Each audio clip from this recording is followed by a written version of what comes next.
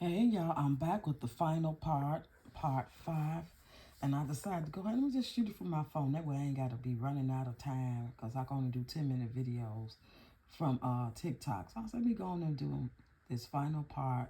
So if it's 10 minutes, if it's 15 minutes, then I'll be done with it. So we left off at part 4. Don't forget, y'all, they all in the playlist. If you don't want to just scroll down the video, long form videos, go to the playlist titled Roxy Story Failed Marriage. Uh, so we left off at us getting into it at my birthday party, my first birthday party, my 50th. I didn't know that he was a narcissistic uh, type of person. I didn't really realize until then that he was a heavy alcoholic. I just thought he liked to have a beer after work. He go sleep, he get up and go to work every day. You know what I'm saying? He come home, he drink him like a 6-pack, go to sleep. I ain't see no signs of nothing but that. You know what I'm saying? Uh, Cordial, for the most part, you know what I'm saying, watch a movie or something like that. But I never seen nothing like that until my birthday.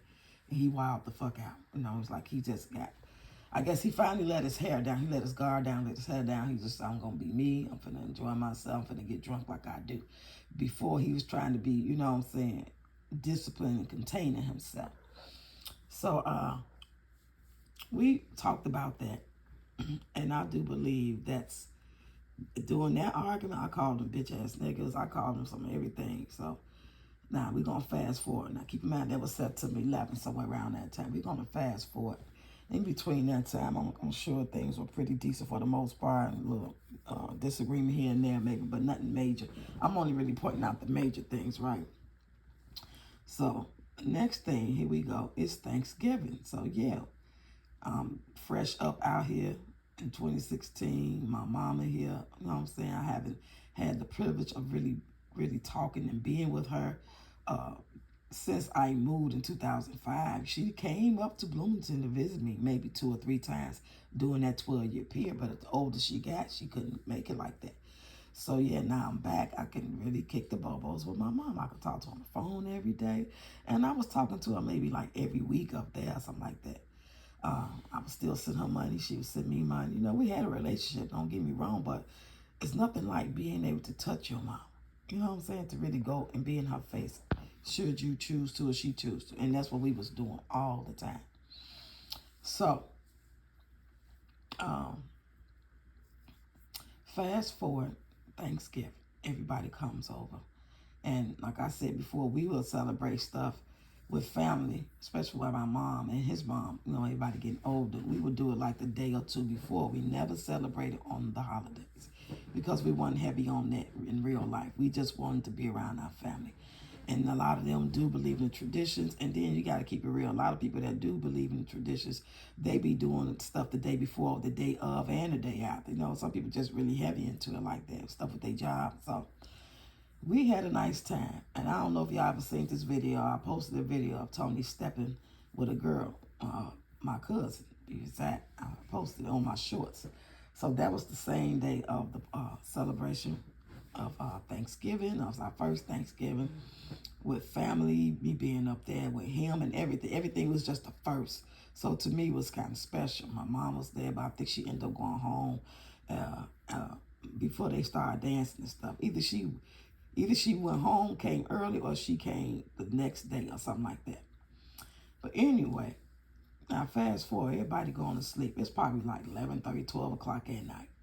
So I was asleep, but at some point I woke up, used the bathroom like I always do. And next thing you know, I hear his phone about buzzing. You know, the vibration of the phone. Or either it was the vibration or the ding kept going off like every few seconds to remind you that you never checked your text message. And he now knocked out dead sleep. Alcohol, of course. So I used the bathroom, I ain't touch it. I come back, it's still ding. I picks it up, you can see the a message, a forward message. I don't know if I could touch it and see it or his phone was locked or what. But I don't think his phone was locked because if I'm not mistaken, I believe I was able to open that message and read all the messages from some woman named Joy. And it was just a whole list of message communication from them from days, like for probably a week or two, something like that. And he was talking about he loved her and he had a good time and she felt good with touching her and stuff like that. Just different stuff like that. And she was like reciprocating the emotion and not strong like he was, but it was like, you know, she was saying how why she can't come to his house and she don't want to feel like he lying to her. And he's like, oh, I live with my mom. He was just saying all kind of stuff that wasn't true. So I ended up calling the woman, right? I called the woman to ask her, you know, did you know that Tony is lying to you? You know, I didn't call her to cuss out and nothing like that. Matter of fact, y'all, me and her end up being cool later on. Okay, anyway. So, but at first she was like, no, don't call me out. Ask your man. She was one of them type, even though she was an African woman. And that was really surprising to me. She was not giving up no information, even though I guess she didn't know at the time. But so I go take the phone while she on there on speakerphone. And I'm like, what's up, Tony? Blah, blah, blah. You know, whatever I say, have I said. And he gonna say, well, you know what it is. Me and you ain't been getting along. Me and you ain't been together like that. And blah, blah. And I ain't heard none of this. We ain't had no conversation about we ain't been getting along and all this shit. And since my birthday, he brought up me calling him a bitch ass nigga, which was around the time of my birthday. Here it is. My birthday September. And we're talking right now on Thanksgiving. So how you bringing up something that's from September, October, November? That's 2 months ago when that happened. And ever since then, we already talked about it. You apologize. I apologize. There was no other problems. We was moving forward, allegedly, right? But at the same time, in the back of my mind, I'm already knowing, like I said, I might have that me a plan B. This motherfucker crazy, you know? So I guess pretty much that's what he was doing too. Like, shit, this motherfucker crazy. I'm like somebody else anyway, blah, blah, blah. I don't know how you met this woman, whatever. So from that point on, after that conversation with her on the phone, I hung up, whatever. And because I was on my phone, I think I screenshot it with my phone. I took a picture of it. That way, you know, you can see the number from the text messages. The number be at the top. That's how I had her number. And it was a New York number. So anyway, she wasn't giving up no information. She wasn't being rude, nothing, but it was just like, you know, like leave me out of a type of sort of thing. But from those messages I was able to read before, I knew that he wasn't being honest with her. And now that she know the truth, he ended up telling her later that about me. And so she said later in another conversation that we might have had maybe a day, 2 later or something like that, that he said that I was leaving and we not gonna be together no more, and they gonna be together, something like that. So I'm like, okay, cool. So he did tell me that he wanted to be with her and that I can do me. You know, he gonna give me time to move because, you know, it ain't easy just to up with 5 kids and a daughter. You know, just let him know when I find a place how much time I think I need. You know what I'm saying? But he was hoping I would leave within ASAP, really. But he was being reasonable with like 60 days or something like that, you know. And so, okay, cool, fuck it. I wasn't saying nothing to him. I wasn't cooking for him. You know, I wasn't arguing with him. We still slept in the same room because wasn't nowhere else to sleep at that time, you know what I'm saying? Because we in just a 2-bedroom. So he wasn't touching me, I wasn't touching him. But I was in my feelings. I was like, damn, I uprooted and came down here thinking that you was on the same page as me, that you was a mature older man now who been through heartache, who had a woman try and act like she was gonna marry you. She was your whole fiance. Y'all was together and she cheated on you, and so you know what it feel like to be, you know what I'm saying? I shared with you based off the that we had a past. Let me turn off that alarm. That we had a past, and you know, as younger adults and now older adults who, you know what I'm saying, got compassion and being real with each other. Y'all know what I'm trying to say, okay? I ain't finna keep doing that. So, but when it wasn't, I was cool with it. I was starting to see my old ex-boyfriend. This guy I knew since I was 5 years old. So it wasn't no new person, but it wasn't no person that I was trying to see like, oh, maybe me and you could do something. He knew about what I was going through. And he even offered that I could come stay at his house. But he said, I don't have room for your grandkids. I'm just going to be real. You could come here and stay. But 5 kids and your daughter, it ain't big enough for that. And he had a dog, like a big-ass Rottweiler type dog or some shit. And I wasn't finna do it. I appreciate the gesture.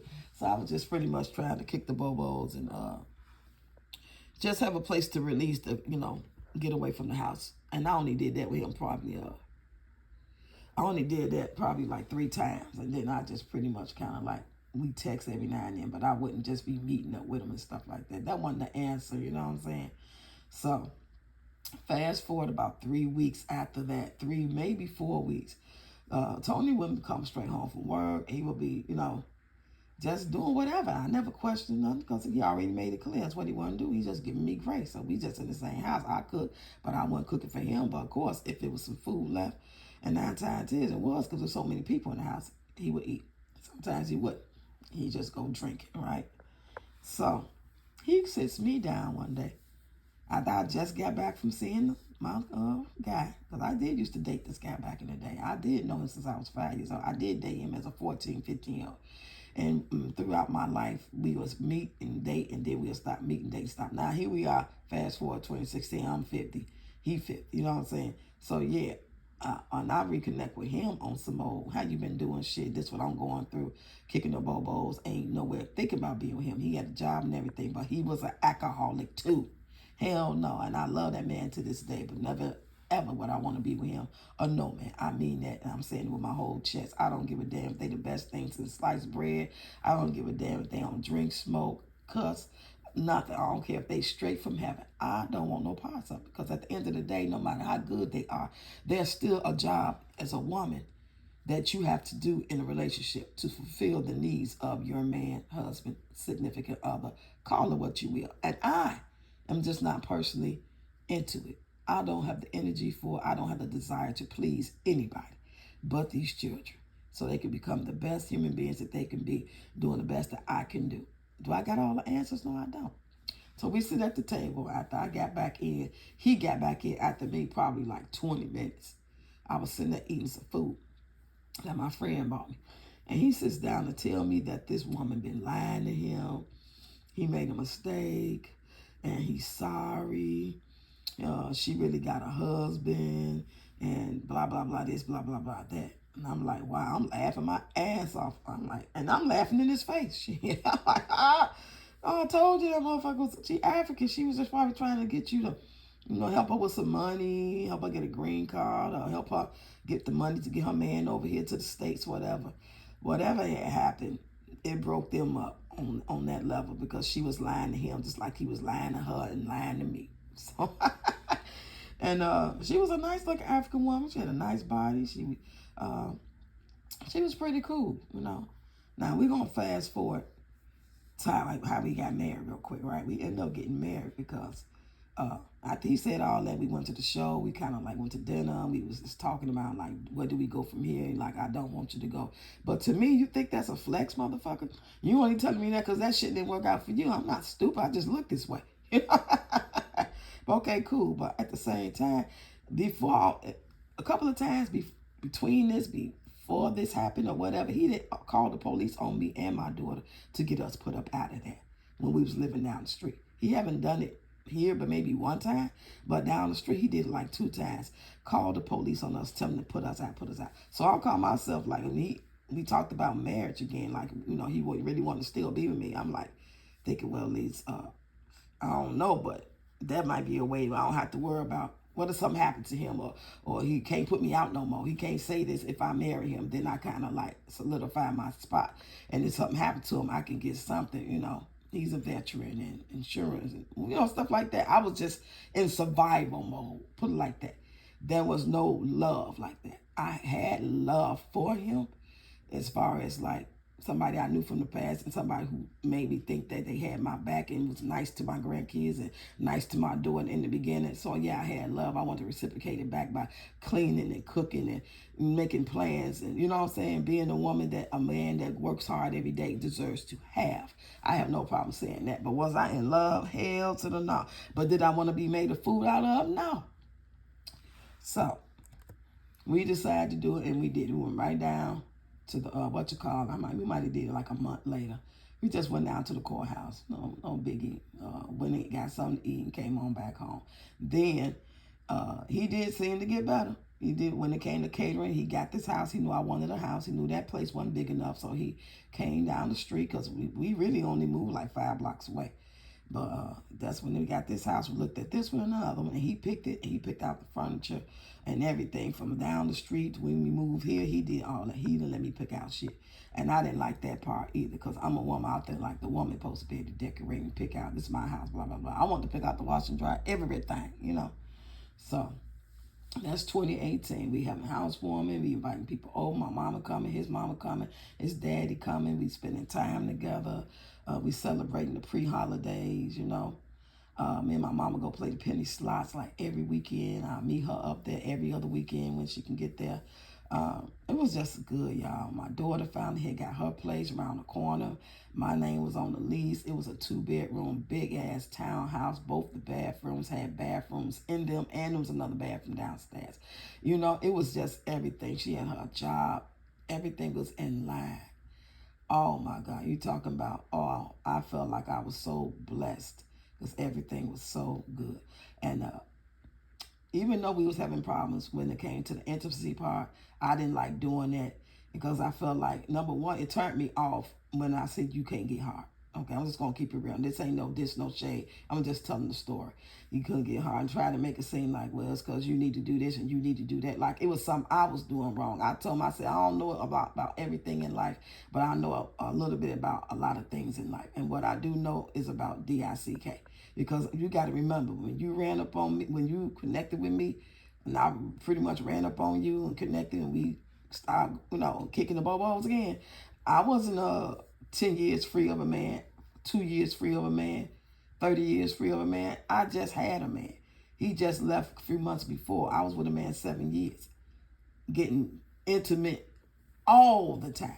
So you can't tell me how DICK work. All I gotta do is walk past one, and it's gonna do what it do normally, and we gonna go take it from there, and we build off that. I don't have to do tricks with my tongue and my fingers and say numb your old get girl and do magic power on it for it to get hard. You need to go to the doctor. Okay, I'm not her. I'm not the one you can put that shit off on and manipulate and gaslight. Like I said before, I just look this way, and I can't help how I look. My mom and my daddy, and you know what I'm saying, the God.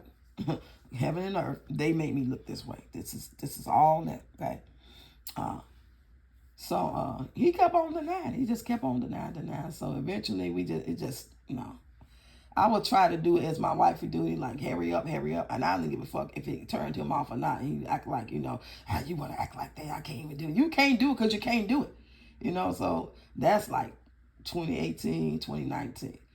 Now, 2020, pretty much like officially at a certain point after my mother passed, I told him, I ain't sleeping there no more. As of today, I'm not fucking with you. We pretty much separated. I'm going to find a place to live. Now, my daughter's still alive at this point, okay? So that really made him mad. Now, my mother was on hospice. She stayed with me for 3 weeks. And she never did like to hear us argue. She was, you know, feeling much better, just regular self. Now she in the back in the hospital bed, can barely talk, and she hyperventilating because she heard him scream to the top of his lungs right in front of her door. Not just he in a whole nother room or in the basement. He right in front of her door, yelling and screaming at me because he was trying to get on my grandson again about something. And I told him, you don't say shit to these kids.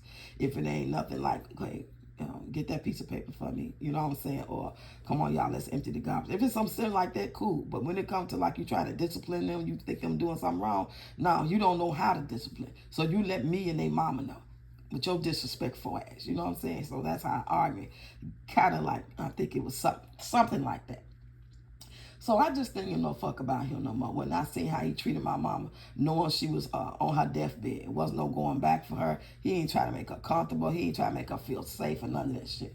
So now she done passed away. We had an argument, right?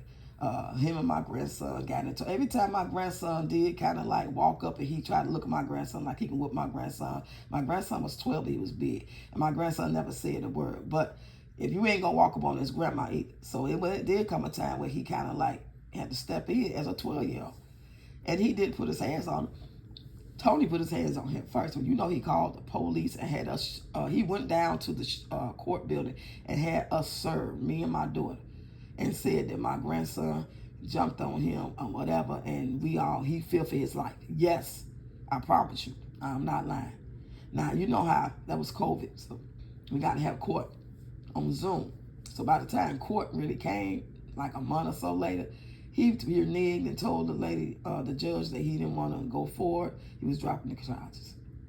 Okay? But still, we weren't really getting along, but it was just a little better, especially since he did that, because things had kind of calmed down in the house.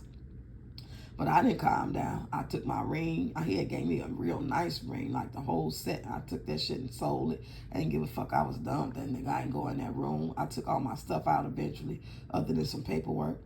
I had no need to go in there because he would lock me out of there when he get mad. When we were trying to be a couple, he'd get mad at me, have an argument, a disagreement. He'll go from 1 to fucking 25,000 in the course of 3 seconds and put me out, lock the doors, wouldn't let me in, and then he'll come out like he's some fucking big dick Willie from Cincinnati, big kingpin, talking about come in here. And like I'm just supposed to get up and come in there now.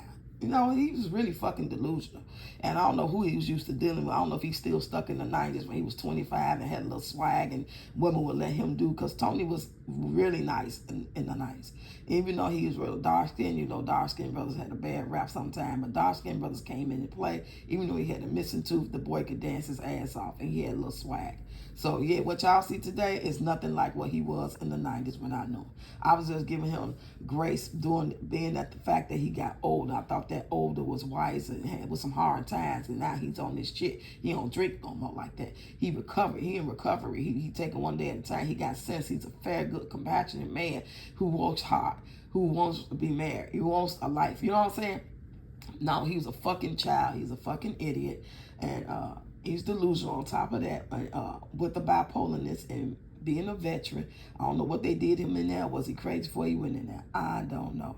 It might be suffering from some type of dementia now, because some of y'all pointed that out to me, and I never thought about it like that. But now that it makes sense. It really makes sense. Like maybe he really suffered from dementia. So at this point, y'all, that my daughter passed away, and I didn't care about her passing away as the reason to stay here and get close to him.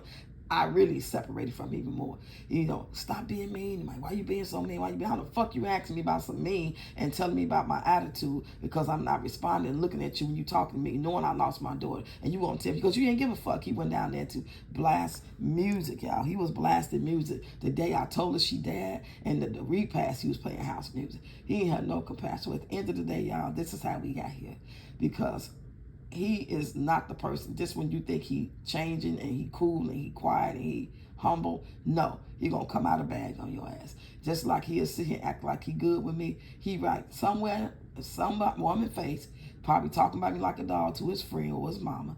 That's the type of person he is. But I'm gonna leave here tomorrow, and he don't have a clue. I told him yesterday that I need almost $2,000 to move in on the 30th if I get this place. I'm still making them think it's in the air.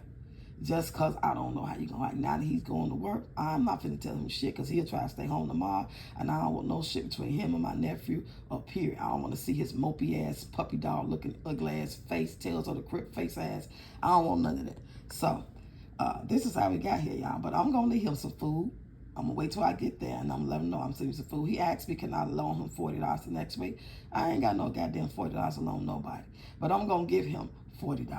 He ain't got to pay me back. If he's sitting back on his own, cool. I ain't going to ask him about it, though, because he has been good to me. He has looked out for me for years. He has looked out for my grandkids, in spite of him being fucked up and flaws and ulterior motives and tarted hard and needing to go to AA and refuse to go to AA. Well, lie to say he going to go to AA just so I can say, well, let's work on it. I'm going to get counseling. I'm going to AA. I fell for that twice. I ain't fall for that shit no more. So I don't want to be bothered with Tony. I wish him the best. If he be cool, I'll be cool. I'll communicate with him on a once a week basis, or every 2 weeks I'll holler, text, something like that. As long as he cool, see how he doing. Because I don't want no harm to come to him. I want him to be happy, but if he don't want that, I can't want it for more than he wanted. He gonna want to have to change his life and get his health together and get his mindset right, starting with AA. He can't even admit he's an alcoholic, so ain't shit I could do with him. So I'm praying for both of us, all of us, you guys included. I want everybody to have the best of the best. And I advocate again for women to be single. If you got a good thing, keep it good. And if you find out it ain't good like you thought it was, he finessed you too, don't worry about it. Get your scream out, yell, and if you got 15 minutes to 30 minutes to go and get that shit out and keep it moving. You should be thankful more than anything that God allows you to see the truth before it's too late. Now get in the comments, y'all, and let me know if you got any questions. I will make videos to y'all questions and y'all comments. Thanks for listening, and thanks again for your prayers for the loss of my brother.